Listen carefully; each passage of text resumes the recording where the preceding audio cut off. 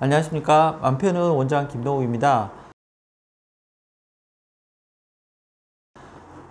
오늘은 저희가 치료를 하다가 보면 여러 가지 주제들이 나오게 되는데요. 정신과 치료라는 게 정말 어떻게 교과서 안에서 해결할 수 없는 부분들이 있지 않을까 하는 생각을 하게 됩니다. 그래서 아마도 다양한 치료 방법들이 나오게 되는 것 같고요. 그래서 아마 여러 가지 견해들이 치료에 존재하지 않나. 그래서 저희가 항상 이제 학교 다니면서 의대에서 배웠던 교수님들이 하셨던 말씀 중에 하나가 치료 방법이 많다는 건 그만큼 확실한 치료 방법이 없다는 얘기이기도 하다 그러는데, 어떻게 보면 정신과 치료가 그런 것 같기도 합니다. 그런데 오늘 제가 드리고 싶은 말씀은 이제 제가 이제 여러 가지 세팅 안에서 치료를 하면서 느꼈던 부분들을 조금 나누고 싶은 생각이 있어서 말씀을 드리게 되었습니다. 제가 말씀드리고 싶은 거는 중얼거리는 증상에 대해서 이거 어떻게 치료하면 좋을지 이제 말씀을 드리고 싶습니다. 그래서 아마도 많은 분들이 이제 중얼거리는 게 뭐 그렇게 큰 문제인가 하시겠지만, 생각보다 많은 분들이 지속적으로 이렇게 중얼거리는 문제 때문에 힘들어하는 분들을 제가 많이 알고 있습니다. 그래서 아마 그 부분 때문에 저희 병원에 오신 분들도 있고요.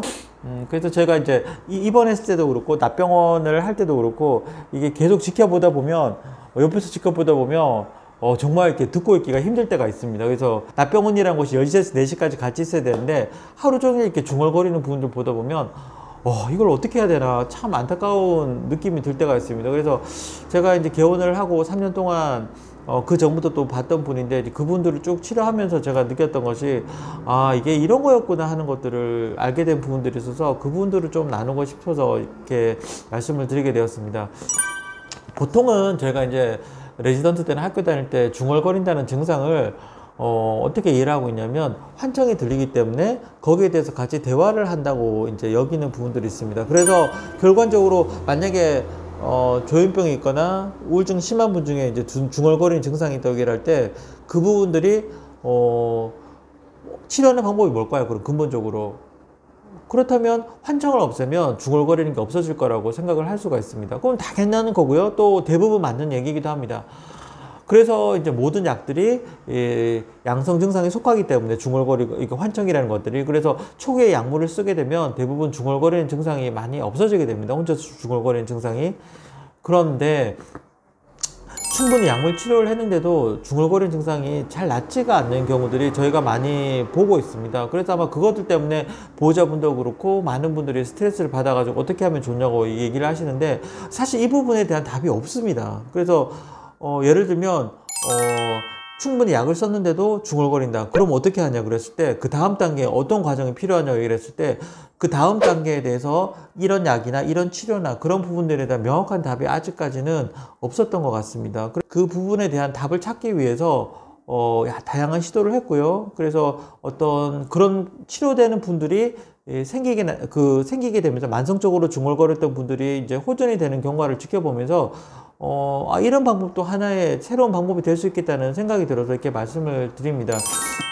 그러니까 저희 병원에서 다녔던 분 중에 지속적으로 혼자 중얼거림이 많았던 분이 두 분이 계셨는데요. 그래서 현재로서는 두 분 다 많이 좋아진 상태입니다. 그래서 첫 번째가 저희가 할 수 있는 게 장기 지속성 주사제와 또 약물을 썼고요. 그걸로 인해서 충분히 되지 않는 부분들이 있었습니다. 그래서 그 다음 단계 어떤 치료를 했냐면, 저희 병원에서 이제 있던 뉴로스타 TMS를 20회 이상 저희가 했고, 한 분은 40회까지 시행했습니다. 그랬더니 중얼거리는 게 제가 볼 때 한 반 정도는 줄어든 것 같고요.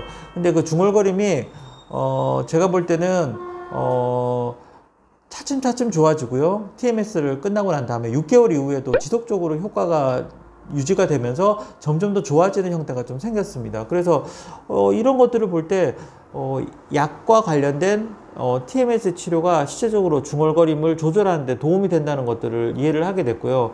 그리고 또 한편으로는 정말 심했던 분이 최근 6개월 사이에 많이 좋아지게 되는데, 제가 볼 때 그분의 특징이 어떤 게 있었냐면, 약간 자폐적인 경향이 좀 있었던 게 사실인 것 같습니다. 그래서 혼자 세계 속에 강해서 이제 대화를 하고 있었는데, 그런데 그분이 프로그램을 하면서 가장 납병원을 하면서 나타났던 변화가 어떤 게 있었냐면, 다른 사람이랑 소통을 하게 되는 부분들이 나타나게 됐습니다. 그래서 다른 사람과 얘기를 하게 되면서 중얼거림이 줄어들면서 치료되는 효과가 있었고요. 그래서 그런 과정들을 수년 동안 지켜보면서 최근에는 많이 안정이 돼서요. 예전의 모습을 거의 나타나지 않고 호전된 부분을 보이고 있습니다. 그래서 제가 느끼는 부분들은 그분이 중얼거렸던 것이 꼭 환청 때문이 아니라 대화를 나누고 싶은 욕구를 그렇게 표현했다는 것으로 이해를 하게 되었습니다. 그분이 이제 점점 자기의 감정이나 생각을 이해를 하고 다른 사람과 의사소통이 가능해졌을 때 점점 중얼거리는 증상에 의존하지 않고 자기를 표현하게 되면서 혼자서 중얼거리는 부분들이 거의 사라지게 되었습니다. 그런데 이런 과정이 단기간에 이루어진 게 아니라 수년 동안의 어떤 절차를 통해서, 치료를 통해서, 또 다른 사람들의 관계를 통해서 이루어졌기 때문에 정말 시간이 많이 필요한 과정이긴 하지만 치료가 불가능하지는 않다는 말씀을 좀 드리고 싶습니다. 그래서 저도 이제 느끼는 부분들이 중얼거리는 증상이 단순히 환청과 관련된 부분들 뿐만 아니라 자기 안에 다른 사람들이랑 소통을 하고 싶어 하는 부분들인데 이 뜻대로 되지 않을 때 혼자서 중얼거리는 형태를 통해서 다른 사람과 전달하고 싶은 욕구를 표현하는 하나의 방법일 수 있다는 것들을 배워나가는 것 같습니다. 그래서 이런 과정들을 볼 때 정말 한 사람을 치료해 나가고 성장시켜 나간다는 것이 단순하게 교과서적인 부분, 또 기계적으로 이루어지지 않는다는 것이랑, 또 한편으로는 사람들과의 관계를 통해서 치료될 수 있는 부분이 있다는 것들을 배워가고 있습니다. 납병원에 갔다가 매일매일 납병원에 아침에 왔다가 가는 것을 통해서 새로운 애착 대상을 형성하고 거기서 새로운 사람들을 만나고 거기서 회복되어 갈 때 확실히 자기 안에 여러 가지 문제들이 개선되고 성장시켜지는 부분들을 보는데 아마 중얼거림도 그 예 중에 하나였던 것 같습니다. 그래서 아마 이런 부분들을 볼 때 납병원 치료라는 것들, 또 어떤 치료 형태든지 꾸준하게 이루어진다 그러면 그 관계를 통해서 한 단계 성장하는 중요한 역할을 하지 않을까 하는 생각을 하게 됩니다. 그리고 보호자분들이 지속적으로 관심을 가져주시고 또 병원에서 가지고 있는 최선의 치료가 겸해진다면 생각보다 만성적인 증상들의 호전도 기대할 수 있지 않을까 하는 생각을 하게 됩니다. 그렇다고 제가 생각할 때 모든 환자분들을 제가 치료하시는 건 아니지만 정말 충분한 시간이 주어진다 그러면 한 사람이 성장하면서 변화되는 과정들을 경험하게 되지 않을까 하는 생각을 하게 됩니다. 그래서 아마도 만성적인 증상으로 인해서 많이 지치셨던 보호자나 또 환자분들도 아마 성장에 대한 가능성을 조금은 더 가지는 어떤 희망을 가지게 되시는 마음을 좀 더 좋지 않을까 해서 마음을 담아서 이렇게 준비를 해봤습니다.